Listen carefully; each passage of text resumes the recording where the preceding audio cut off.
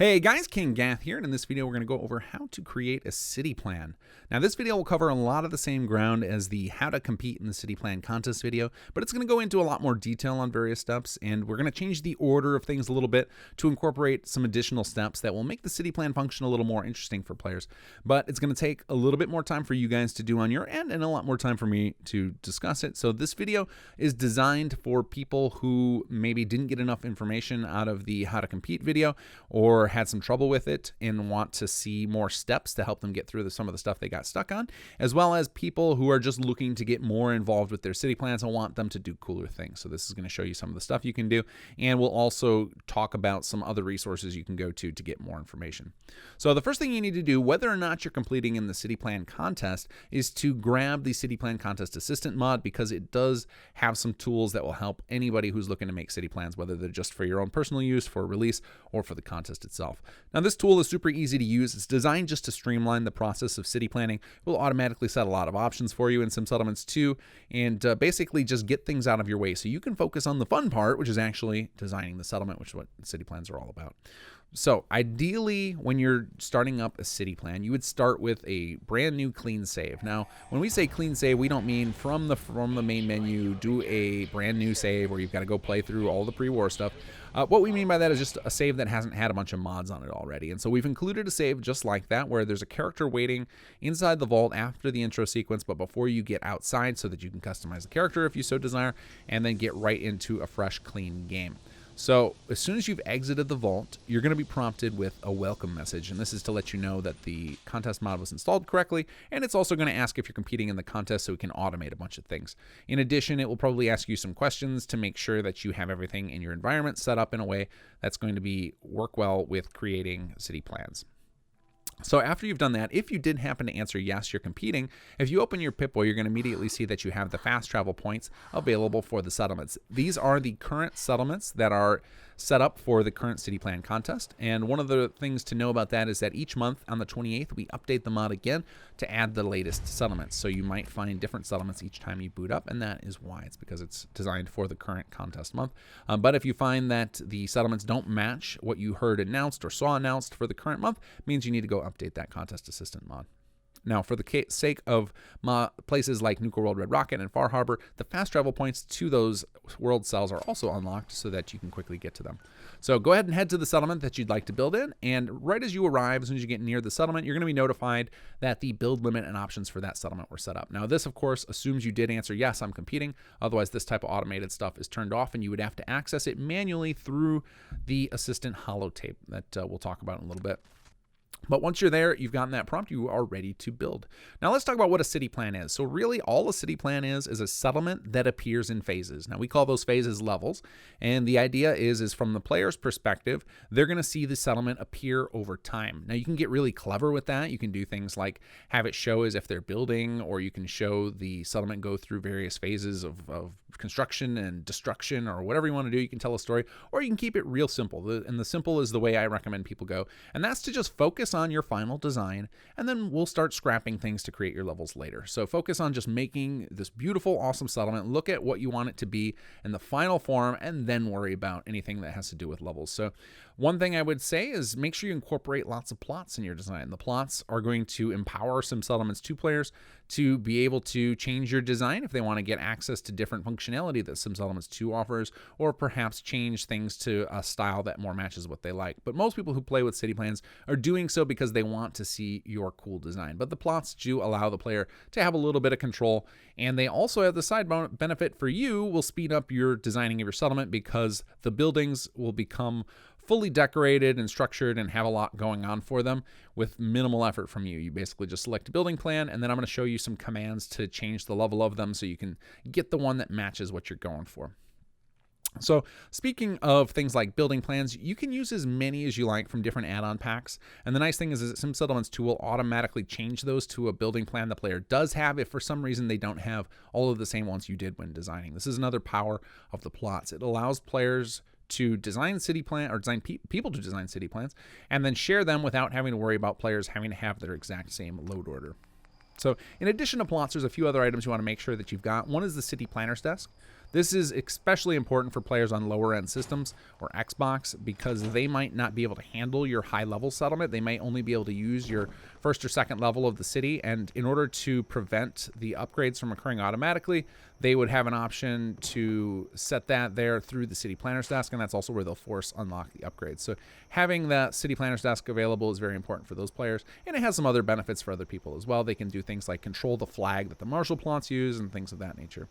The other part you'd want is make sure you have a recruitment beacon. This is going to ensure that settlers will actually appear and live in all the plots that you've placed in your city plan, because those are not spawned automatically. The city plans don't just come with settlers. The players will still experience this like a natural settlement, just one they didn't have to build themselves. And then if there are any other additions that we've determined make a good city plan over time, the city plan contest assistant mod will always know about those, and there's a check tool we'll talk about in a little bit that will remind you of those as well. But those are the two key ones: city planner's desk and a recruitment beacon, and you should have most of the functionality that players expect. So once you're satisfied with your design, what we'll call your final level 3 design, we're going to make a save file for this. Now, it's a good idea to name this exactly what it is, so you can find the save later and get back to it if you want to make changes to your design. So if you exit workshop mode and open your console, you can actually use the save command to make a save named whatever you want. So I recommend something like the name of the settlement and then level 3. So if we were doing Sanctuary, you would be Sanctuary level 3 or Sanctuary Hills level 3. And that way your save will be easy to find in your list on your load screen if you need to come back here and make tweaks. All right, so now let's talk about that scan my settlement thing I talked about in the assistant mod holotape. If you open up the city plan assistant holotape, which should have been put in your inventory automatically, and go to tools, there's a option called check my settlement. And basically this will scan all the items in your settlement and make sure that you have the things that are expected. So it generally is looking for one of each of the plot types so that players have access to all the different functionality. It's going to be looking for a city planner's desk, a recruitment beacon, and some other things that might be useful. And at the end of that, it's going to offer to analyze your settlement for its needs, things like the junk storage system. Now, in the quick video, I skipped over this and basically said you can skip those, and I'll still say that here. You don't have to do this part, but it is a good idea if you want to have a fully functioning settlement for most players. And these are going to be recommendations across the board. So when we talk about those items that we're missing, the prompts that it's going to give you are probably telling you that you absolutely have to have them, or the things of that nature. It's probably written very authoritatively, even though it doesn't need to be. Just because for when we get to the contests that have a little bit higher end prizes, we do actually enforce those rules. But for these general casual city plan designs, it's not so important. So it's just kind of a recommendation to make sure that you're giving players the best experience possible. Now with the junk storage, what it will do, if you tell it yes that you want to have it analyzed for that stuff, it's basically going to ask you to select what level your current design represents. And then what it'll do is it'll analyze all the items in your settlement and uses the calculations built into Sim Settlements 2 to determine how much junk it requires for settlers to upgrade from one level to another, and it estimates that and gives you a number so that you know how much space the settlers need for junk. So let's talk a little bit about that mechanic. And again, if you're not interested in worrying about mechanics, you don't have to. Players will find other ways around it. They know about all the different tools and stuff that are in the Sim Settlements 2 mod where they can bypass this stuff. But basically, the way the system works is when the the player uses your city plan and the settlers are ready to upgrade it, they first need to collect junk. Now, they'll collect it on their own, either over time or using industrial plots. Industrial plots are the ideal way, and you generally want to get into the habit of including some of those, especially in the lower levels, for the mod in order to make sure the settlers can do this effectively and quickly. They will collect the junk, and they need somewhere to put it. So I'm sure you've all seen in the base game that after a while, your workshop stops getting new stuff. It just caps out at a certain amount. Well, we have a similar system, only ours can be controlled through junk storage items. So you can build these extra containers. They're available under the Sim Settlements 2 workshop menu, and they will increase the max junk storage. You can see this number on the resource panel on the far right if you're using HUD Framework. And that second number there is the one that you want to get up to a sizable amount. Now, industrial plots include some amount of junk storage on their own, but if you want additional beyond that, you need to build these junk storage containers. And that scanning for junk is going to give you an approximation of how much junk storage that they will need. Now, the tricky part is that it technically means how much junk storage they would need for the level before this. So that's something to keep in mind. Now, the easiest way to start with this is just after you do that scan in your level 3, go ahead and add enough junk storage to meet that number. And then when you go start downgrading to your level 2, you've already got the needs covered for level 3, and so on. So go ahead and build up enough junk storage items. There's lots of items to choose from. If you don't like the look of any of those, it's easy to hide those with something like Place Everywhere. You can just scale them way down. Even if they're small and you just put them on shelves, little tiny versions, they'll still have the same benefits regardless of their size. So that's a good trick you can use. All right, once you're happy with the needs that you've met, you've satisfied everything the City Plan Assistant holotape told you need, you're going to save your file again. So now you've saved over your previous changes, so you've got your level 3 complete. Now, in the shorter tutorial, this is at the point where we would have gone ahead and exported the settlement, but we're going to skip the exports until the end because there's another step we want to do after we're done with this part. So first, we're going to start creating our levels, then we're going to come back and do another step, and then finally we'll do the export. So let's talk about levels. So levels really, when I mentioned this at the beginning of the video, or earlier in the video, the levels are basically just a way to show a difference in your settlement design. So all you got to do is pop into workshop mode and start scrapping things. And it's up to you what you scrap. You can choose just take out a chunk of the settlement. You could take out certain types of items, whatever you want to do to make a substantial difference between each of the levels. So that way the difference between when the player sees the next settlement and the current one will be noticeable. And basically what we're going to do is take all of these settlements that you're creating and we're going to combine them together, and then Sim Settlements 2 will handle the figuring out which items get removed and added at each of the levels. So you don't have to do anything other than just scrap some stuff, make a new save, and repeat the process for levels 1 and what we call level 0. So let's talk about that in a little more depth. So the way we do it on the Sim Settlements team is going from level 3 to level 2, we call level 3 kind of the luxury layer. So we're going to get rid of the luxury to get to level 2. So that would be a lot of colorful items like carpets and things like posters, stuff that would be excessive, things you don't need to survive really. And we'd also remove extraneous commercial plots. We consider commercial to be mostly superfluous for survival and not the type of stuff that you're going to see in the earlier settlements, especially things like pet shops and bookstores. Those are going to be something for a society that has kind of well evolved. So we tend to not put those until level 3. So you can just scrap those, and that would be a good way to show the reduction of the settlement. Now, again, these are just tips. You can get a lot more tips like this in the Add-on Makers Toolkit or on the City Plan Contest forums by talking to others. But this is just a good spot to start. Another way to do this is to zone out your settlement and say you're going to take out this zone for level 2, take out this one for level 1, etc. It's totally up to you. Just the ultimate goal is make sure it looks different. So once you're satisfied you've removed enough items, you're going to run that Check My Settlement tool once again. And the reason for that is because first of all, you may have accidentally scrapped an item that was important, and you'll want to know about that, and that'll let you know. And also because it's going to offer to scan that junk storage need again. So if you're looking to fulfill those needs, this will tell you how much that you would need to go from level 1 to level 2. And the reason that it does that is because it's only analyzing the current item. So it has no idea what your level 1 is going to look like. So it's basically saying, in order to build the current number of items that are here, this is how much junk storage it would be required. So if you then go ahead and have that number ready to go, when you get to your level 1, you'll be able to handle that. So if you left all the junk storage that you built while you were in your level 3 there, you know that you've got enough to go from level 2 to level 3. But when we go to level 1 to level 2, it's a little trickier. Now, that might be hard to wrap your head around. So rather than trying to understand all the mechanics, just write down that number that it tells you and save it until we get to the level 1 save. And then we'll get back to this. So then just leave the junk storage that you have here and make your save. This time, this is your level 2.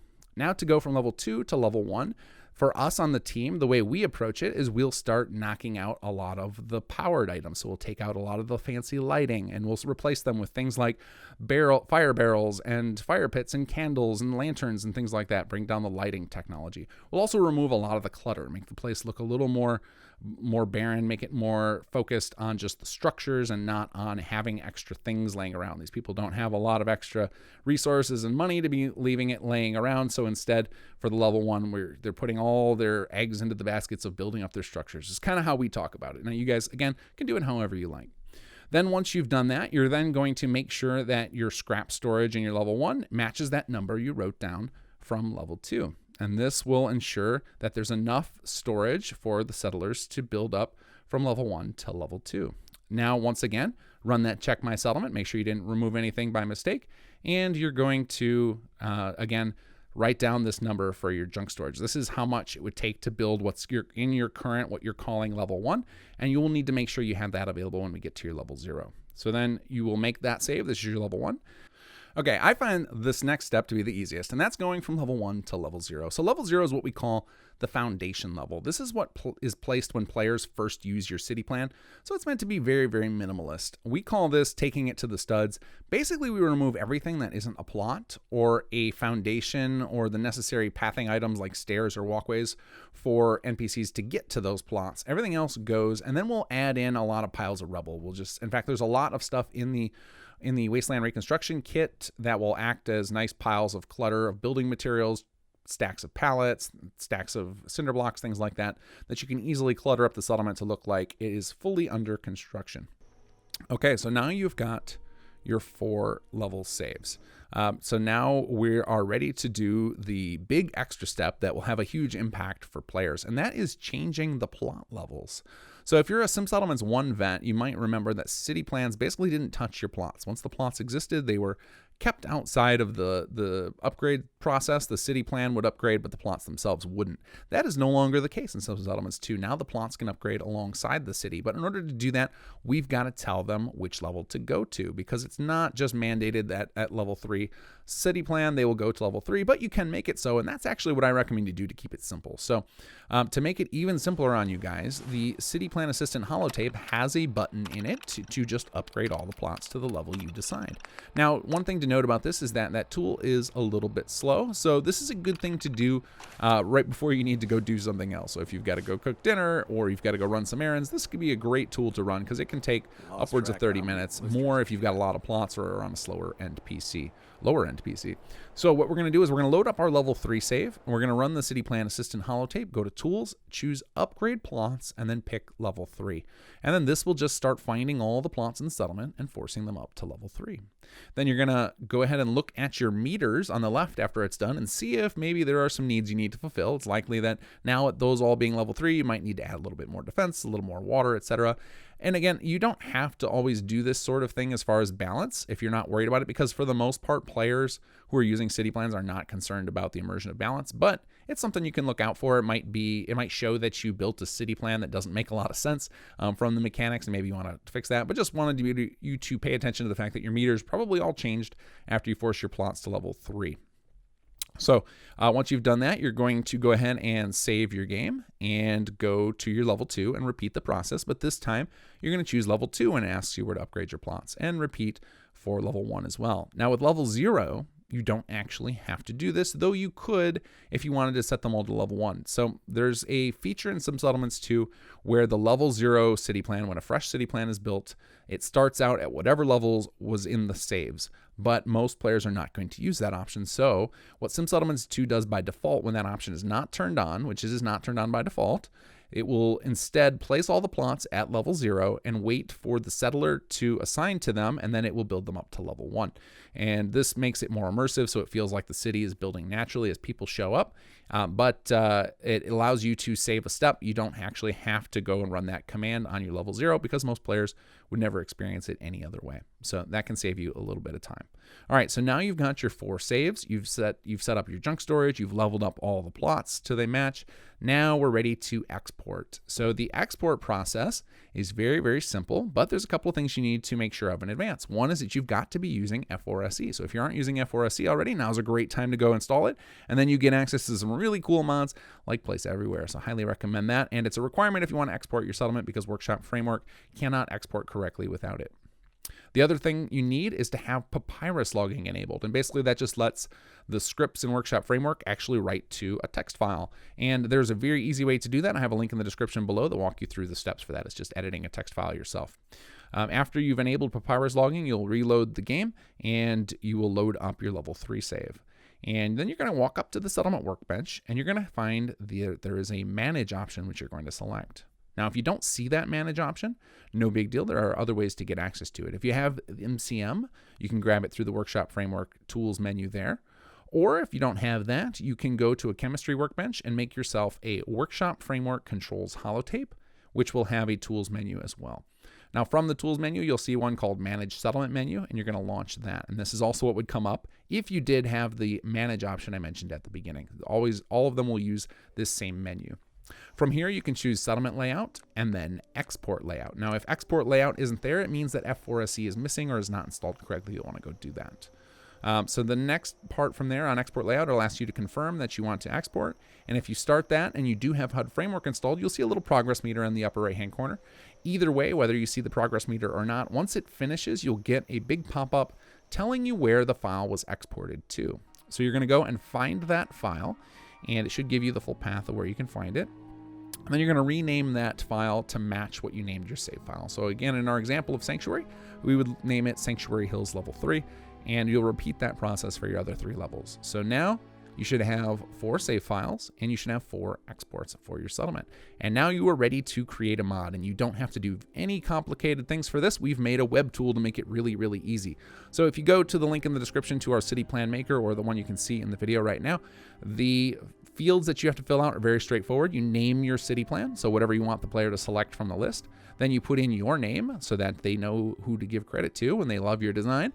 And then lastly, you can put in a description. This is optional. It's basically a chance for you to tell some stuff about your settlement. Maybe you want to describe the theme of it, or give some information you think might be useful to the player who's selecting it.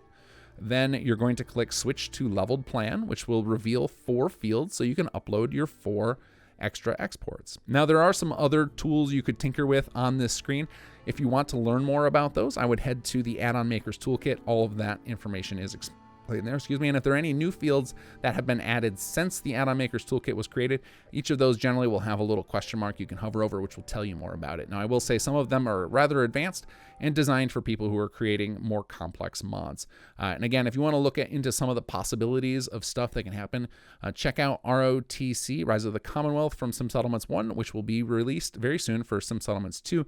And you'll see things like we have a museum that responds to quests. We have Bunker Hill, which will respond and change the design based on which faction you side with, things like that. All of that is possible with the city plan system if you get into creation kit stuff. So there's a lot of really cool stuff you can do later on when you get a little more advanced with it.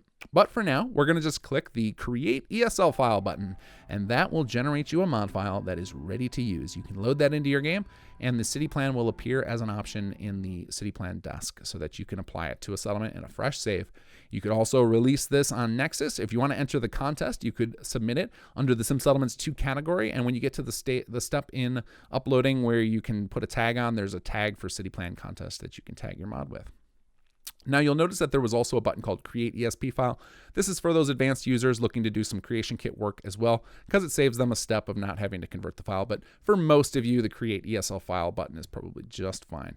If the stuff about uploading your mod to Nexus was intimidating, feel free to request one of us do it on the team. We have an anonymous account. We can upload your city plan to the contest for you. So almost forgot to mention that. So definitely don't be afraid to enter in the city plan contest. If you're worried about feedback, we can protect you from that and make sure that the only feedback you get is when you're the winner. All right, guys, take care and good luck in the city plan contest.